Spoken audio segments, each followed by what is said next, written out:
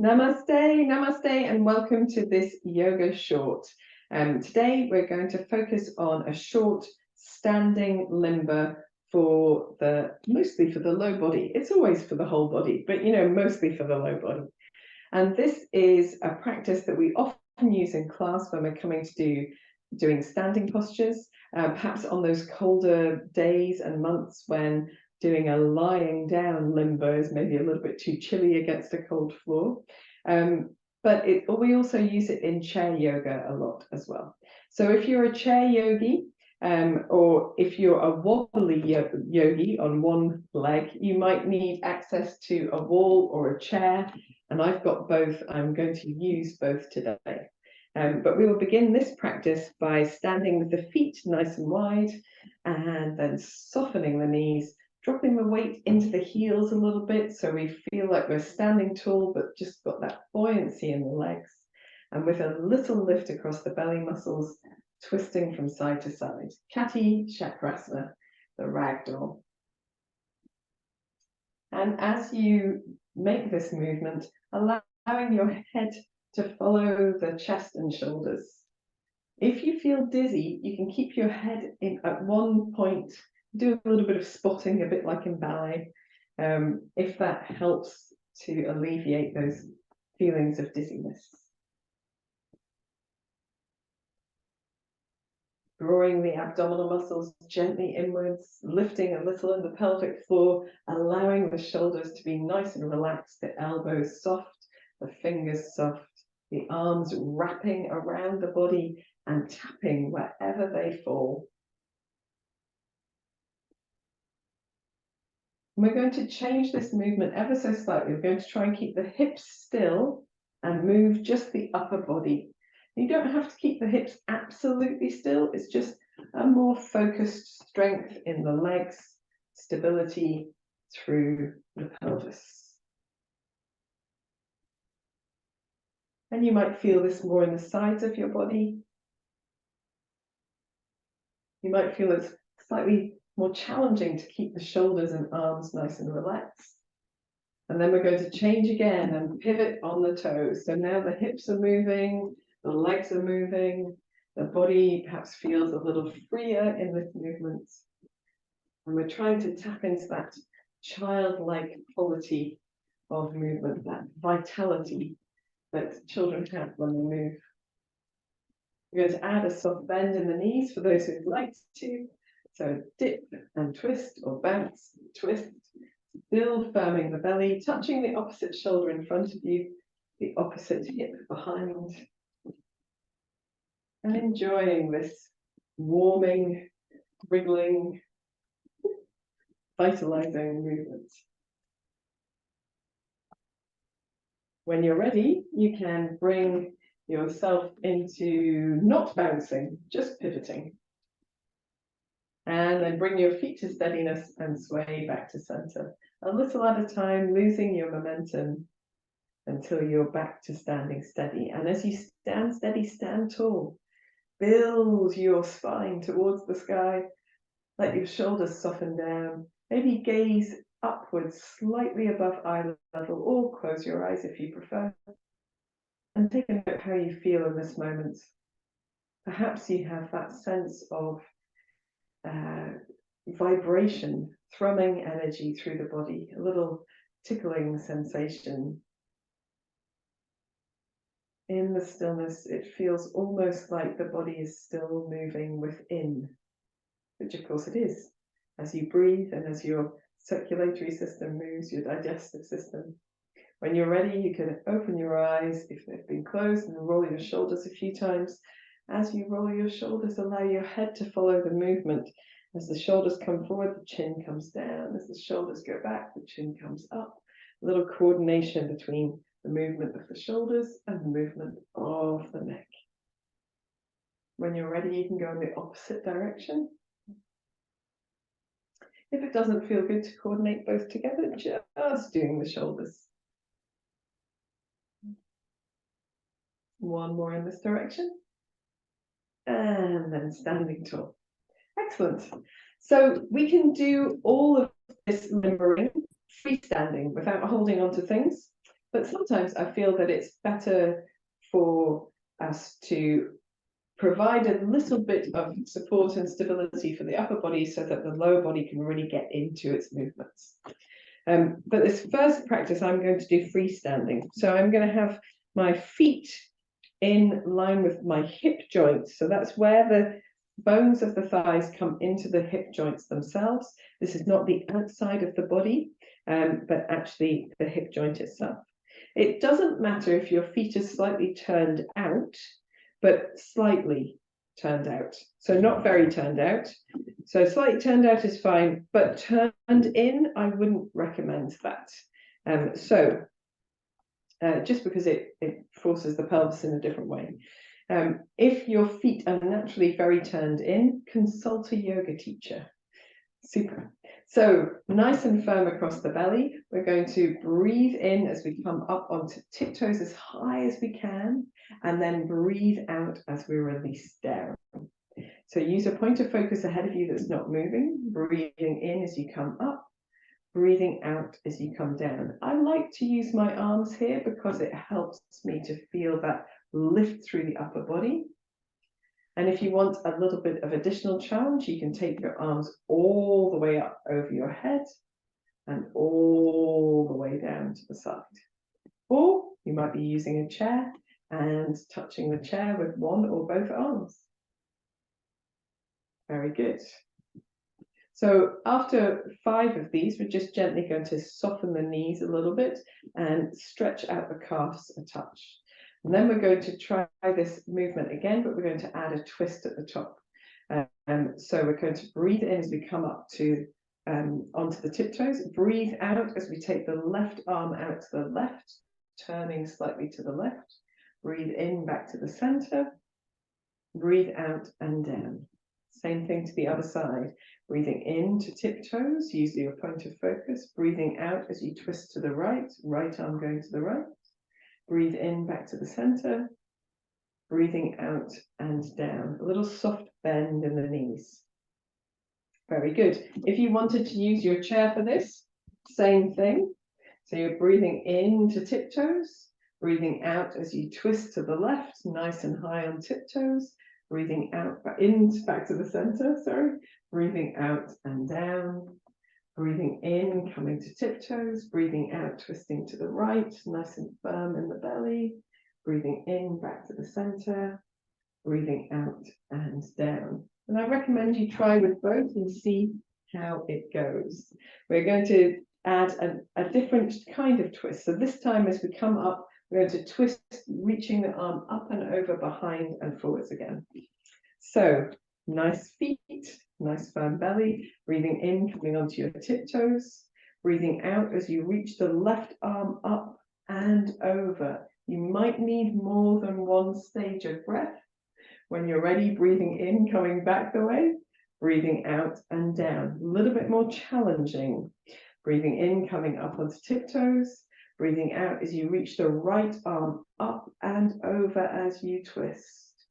Breathing in, coming all the way back. And breathing out, releasing the heels and arms down, giving the knees a little bend. Let's try that also with a chair or a wall.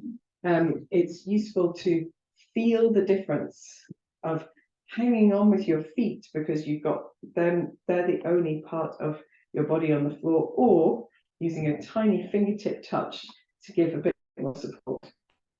So coming onto your tiptoes, reaching the left arm up and over, beautiful twist, and then coming all the way back to the center and releasing the heels down, doing the other side, coming onto your tiptoes, reaching the right arm up and over, twisting through the upper body, and then reaching all the way forwards and releasing the heels down, bending your knees. Excellent. So here you might feel that the ankles need a little bit of love, You can turn the top of the toes towards the floor and just gently ease into stretching out the top of the foot. if that feels comfortable. If it doesn't, don't do this, and I'll give you something else to do in a minute. And so if you're doing that, we do it with both feet, turning the top of the toes to the floor, just easing into the top of the foot, stretching out the whole of that front part of the ankle. And if that doesn't suit you, then simply pointing and flexing or rolling through your feet. And you can do this. I'm holding onto a chair because it's there, but you don't have to hold onto a chair. So point and flexing, rolling the ankle, rolling in both directions, point and flex, and then the same thing on the other side. Point and flex, rolling through the ankle. Use a chair or a wall, whatever you like for support. Roll in the other direction, point and flex. Roll, point and flex. Very good. And hopefully your low legs will really feel that. So you feel the musculature around the calves and the shins, ankles, all really switched on. The ankles don't have muscles, but you know, in the feet. So all good. So to give our feet a little bit of a rest for a moment, so we're on both feet, we're going to do some movements of the hips. So feet nice and wide, a little soft in the knees, and just swaying your hips around in figure of eights. So we're circling the right hip around the right ankle, and then the left hip around the left ankle, and our weight is moving and shifting across the feet, and the thighs are quite active here. A little lift in the belly muscles, and you can really press into the feet as you go from side to side. And here I'm allowing my upper body to move quite naturally as the rest of my body moves. And then I'm going to reverse the motion. So that is sometimes a feat of coordination. It doesn't suit everybody to reverse the motion. If it doesn't suit you, don't worry, just keep going in that same direction. And with a bit of practice, it will come with time. Super. And then coming back to the center, we're just going to stand tall and take a cleansing breath. Breathing in, take the arms around the body and up, looking up, breathing out, drawing the palms down to the center of the chest. Very good. It sort of resets everything. So we're going to come to doing some one-sided, one-leg action. And again, you can use a chair if you'd like to, or a wall for support. I'm going to use my chair today. You don't have to. You can do this freestanding. You get a bit more out of it for your hips and your lower body if you do it with some support, because you can make more vigorous movements with your body.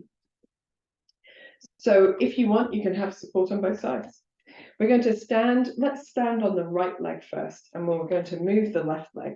So we want to stand on that right leg, but we don't want to sag all the way to the right. We want to keep the right hip over the right ankle if we can, and then lift the left leg a little from the floor and just swing the leg backwards and forwards. Lifted in the belly muscles, so we're just creating a bit of firm support, but we're light finger touch on the chair or the wall, whatever you might be using. You can point your toes as your foot comes forward and flex your foot as your heel goes or leg goes back. Just nice and swinging.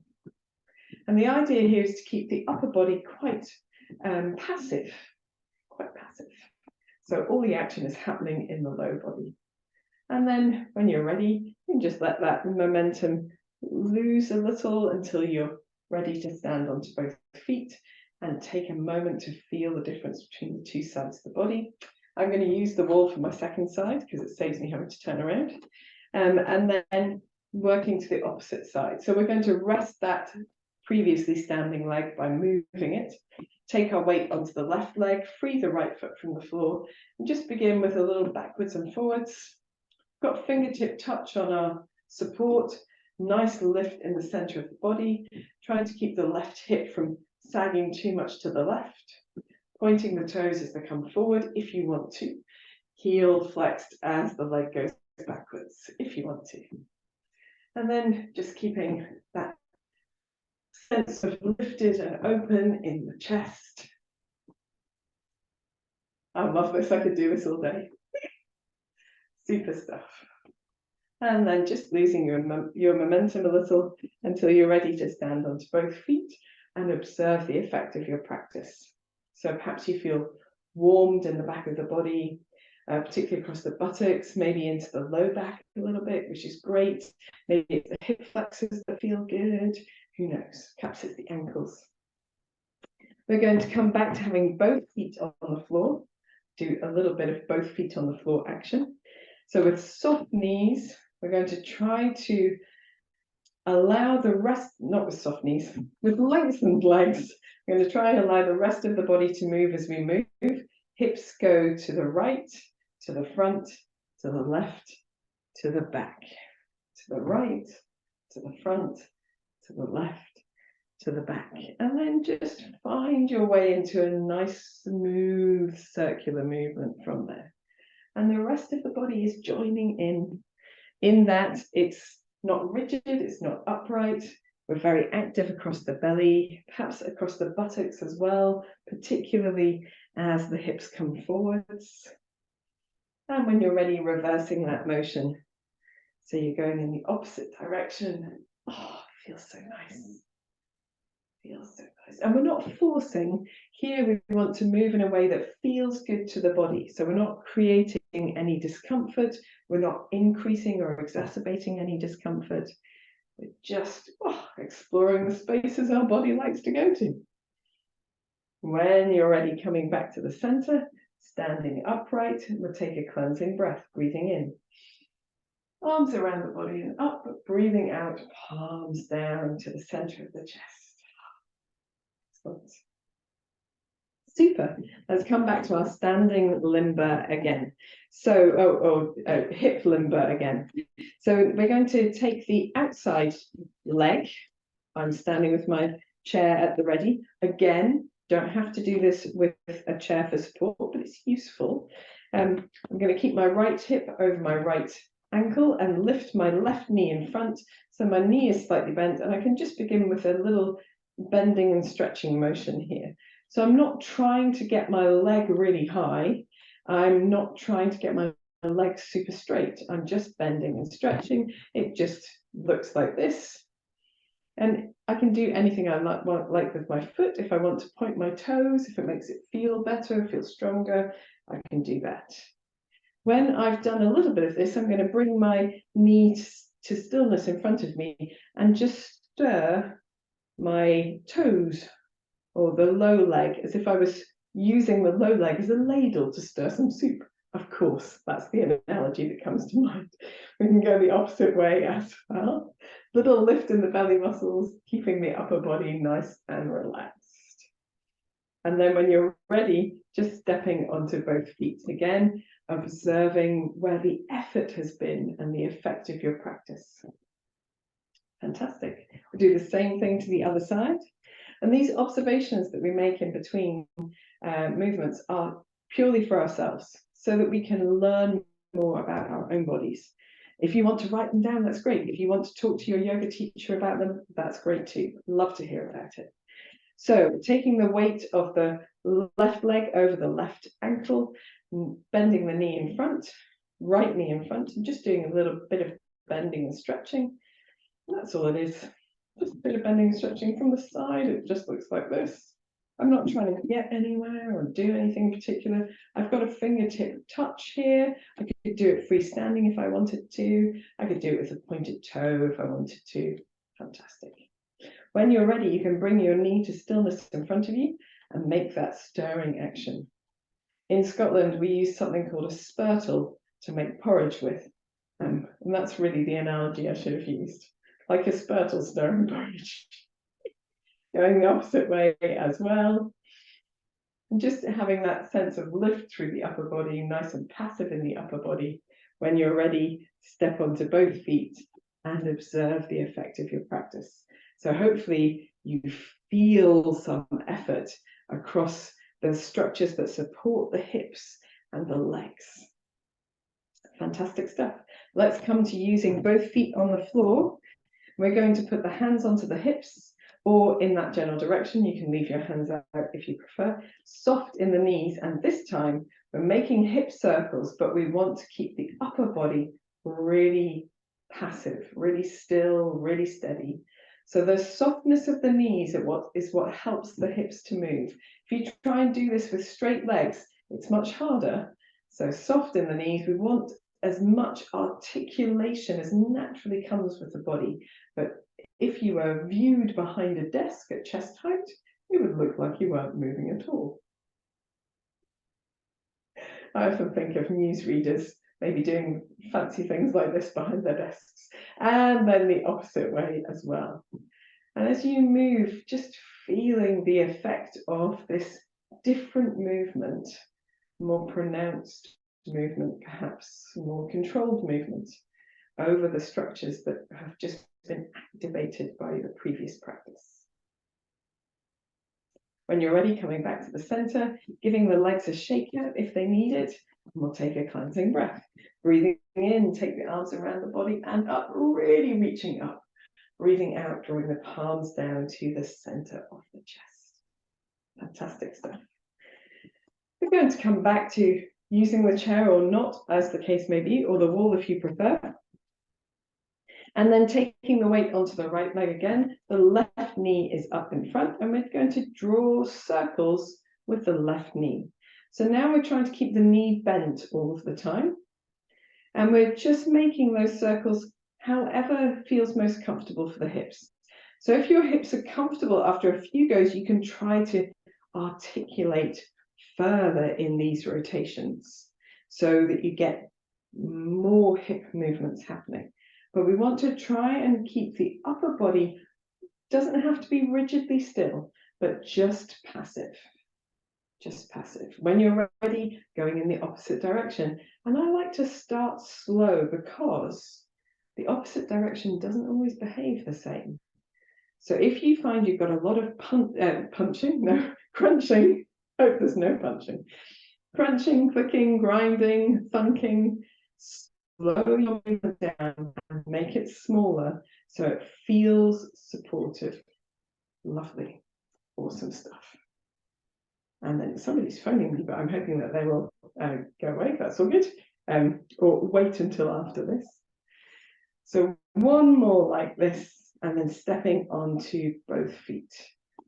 Fantastic. I'm just going to let this call go. Hold on. There we go. Apologies for that, it's my mum. So now we've got both feet on the floor. We're going to do the same thing with the other side. I'm going to take the weight onto the left foot, soft knee in front, and then start with small circles. Or they might be smaller than this, that's all good. And then building to wherever feels good for you. So the upper body is relatively passive, but we're just moving in a way that feels really good. And I'm sorry about having my phone on, it's because I'm using it as a hotspot because our internet is badly at the moment. When you're ready, you can go in the opposite direction. Super, starting small. So this is my crunchy, poppy, grindy leg in the direction that I get that. So I want to make the movements much slower than I do in other directions. So I recruit more muscular support, and it eliminates that thunking, clicking, popping sensation for the most part.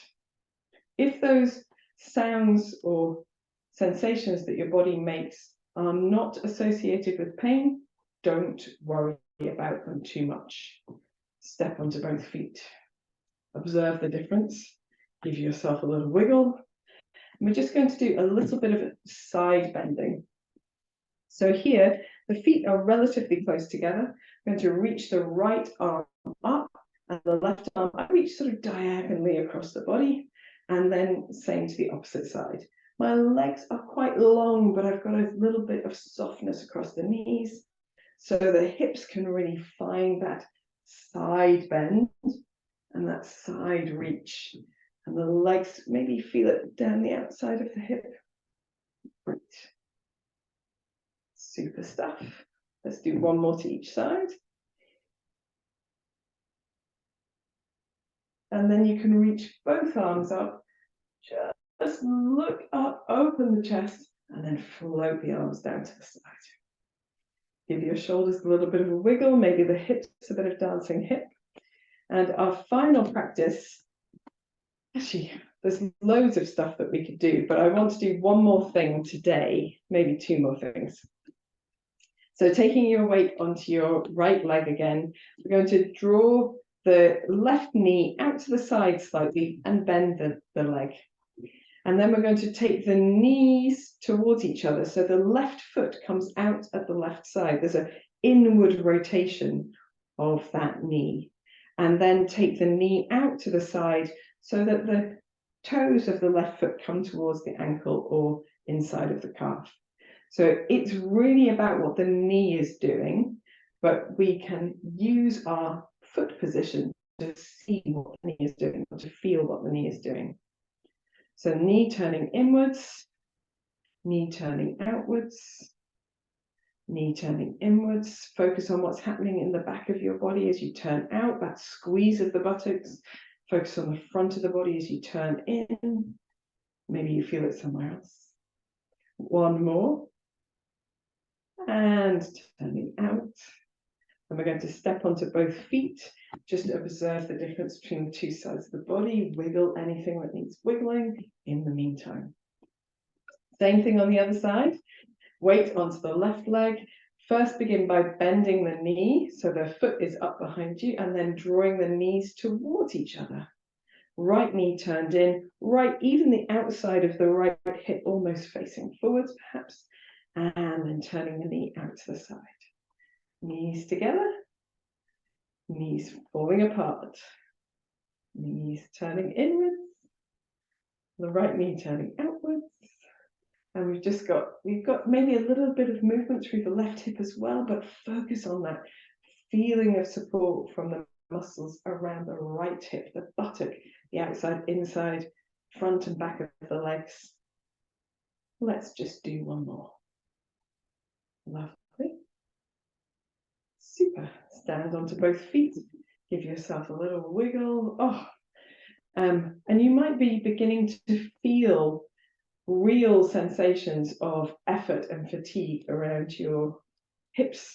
I've done quite a lot of yoga already today, so sometimes it's quite hard to tell when I'm filming a short like this at the end of doing several classes back to back, whether it's just me because I've done all of this or whether it is the effect. So give yourself a little wiggle in any way that is helpful, or a little shake out. And we'll do one more thing. So we're going to take our weight back onto the right leg. We're going to take the left leg and point the toes in front of the body. And then we're going to draw a big circle on the floor with the left foot, maybe even coming behind the right side of the body. And then draw that leg all the way around so the foot comes across the body in front. So that is dependent on what your hips do. So if you just do a little bit out to the side like this, that's fine. Again, we're looking for that point where it feels comfortable in the body to move. There's no forcing or straining. We're just moving within our comfortable range of movement, maybe getting towards the ends of that range of movement, but not forcing, not pressing beyond, not overstretching. All good. If it feels comfortable doing this with the foot on the floor, you can try lifting your leg. I might need to give myself a little bit more space. Lifting your leg out and up and round and down. So again, you need to have that centered support through the belly muscles, and trying to keep the upper body not completely passive, but definitely not super joining in. And maybe doing 3 or 4 with the foot up if that feels comfortable. So one more back and one more forwards. Stepping onto both feet, observing the difference between the two sides of the body. And I shall do this next one with the wall instead of the chair. And here, that's why it's useful to use the wall. So if you think about doing this movement without using the wall, you're almost certain to compensate with your upper body. But if you've got some sort of support to hold on to, keeps the upper body much more passive and much more stabilizing in the movement that you do. So starting with the right foot on the floor, pointing the toes, and just keeping the foot on the floor as you go front and back. So we're not aiming to do anything other than what the body feels comfortable doing. But we've got that sense of lift in the belly, sense of open in the shoulders, the upper back, and the sense of support with the left hip over the left ankle. And the more you do it, maybe you find some extra space to move into. And this is a really nice practice. Movements that our legs don't often do, so it can be fatiguing, but it's very useful for that reason. If you want to try taking your foot off the floor, doing a few up and overs, we're aiming for about 3 or 4 of these, then you can, but that's completely optional and you don't need to do it. One more, I think, backwards and forwards. Lovely job. And then stepping onto both feet, observing the effect of your practice.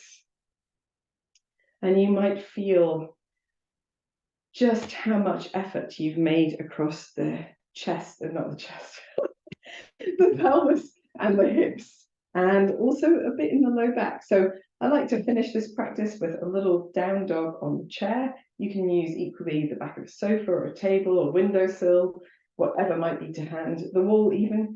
If you really like doing down dog, and you can do it on the floor, you go for it. So I love down dog and I would do it on the floor. So hands on the back of the chair, walking your feet away, just taking your feet relatively wide. That's regardless of the position you're doing your down dog in. We want to keep the knees a little soft, extend through the tailbone, and maybe gently sway the hips from one side to the other. Want to have that sense of lift through the belly muscles. You might even do a little turning of your head and shoulders from side to side as you bend one knee and then the other. Oh, feels so good. If you want to come back to any practice in your down dog that suits you, a little paddling of the knees, perhaps just a sense of lengthening the tailbone, maybe pressing into the arms to firm up the upper back. Whenever you're ready, just gently walking towards your support or coming into child's pose if you've been practicing on the floor. And here, sorry, I've got clothing that's annoying me at the moment.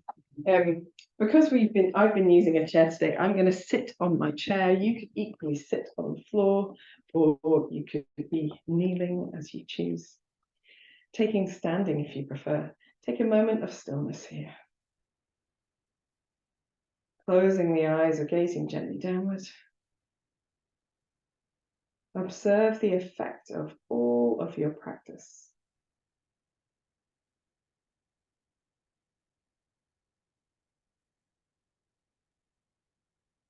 Wherever you are, take a deep breath in and sigh out through your mouth.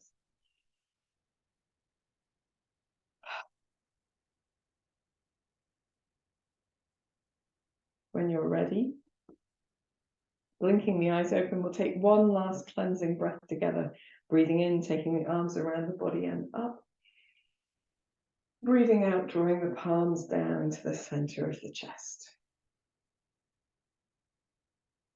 Now, if you'd like to follow this practice with a bit of legs up the wall, either in bed or on the floor as you choose, or legs up on the back of a chair or the sofa, and that's great. And if you're a chair yogi, you could do a little seated forward bend here to give you a little bit of similar feelings of release. I hope that you enjoyed this practice. I hope you feel that growing strength, control, and coordination that we're building, that mobility in the hips as well. I look forward to practicing with you again. Namaste.